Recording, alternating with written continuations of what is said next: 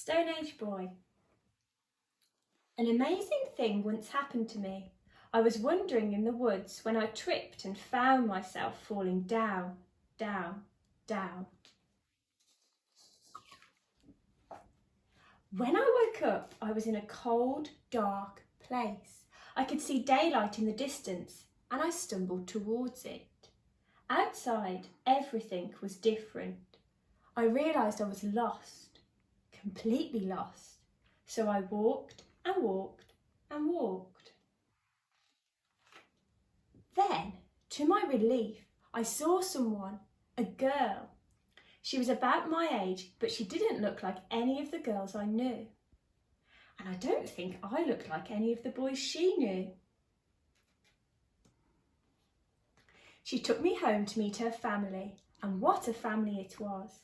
They looked very strange, but they were kind to me and gave me some stew.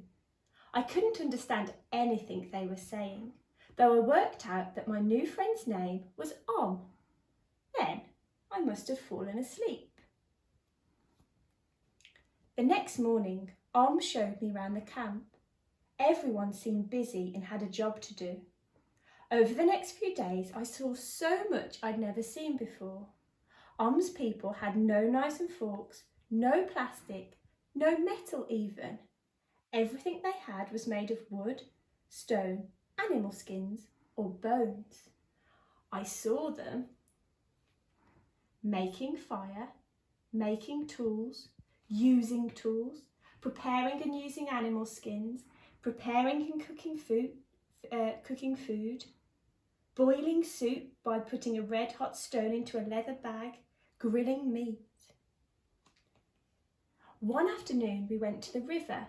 The little ones picked berries and nuts, but and I watched the men fishing.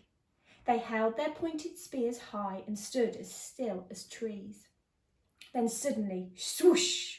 Their spears dropped down like lightning and came up again, spiking, wriggling silver fish. Suddenly a boy ran up, shouting and pointing to the hills. At once several people grabbed their spears and followed him. And I followed them. Slowly, slowly we crept forwards until we saw a reindeer. It was standing alone, munching the grass. At a signal, the others ran towards it, yelling and throwing their spears. And I didn't have spears, but we yelled anyway. It was so exciting. A spear caught the reindeer in its side and it fell to the ground. That night we had a party to celebrate. We cooked the reindeer over a great fire and there was music and dancing. I joined in on the air guitar. As the days became weeks, and her people taught me many things. I was very happy. Then one day, took me to a special place.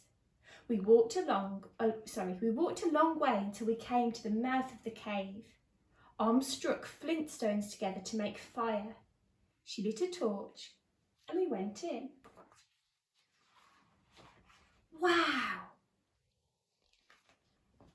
It took me a moment to realise that animals were only paintings. In the flickering light of the torch, they looked real, as if they were all running around us. Went over to the tools and paints the artist had left and began to draw. Suddenly, I saw something move in the darkness. It was a bear, a big, furious cave bear. I shouted at Om to run and turned to face the bear with my spear. I felt very small. Suddenly, the ground gave way and I found myself falling down, down, down. When I woke up, the bear had gone. So had Om. I rushed outside. The air felt different, warmer.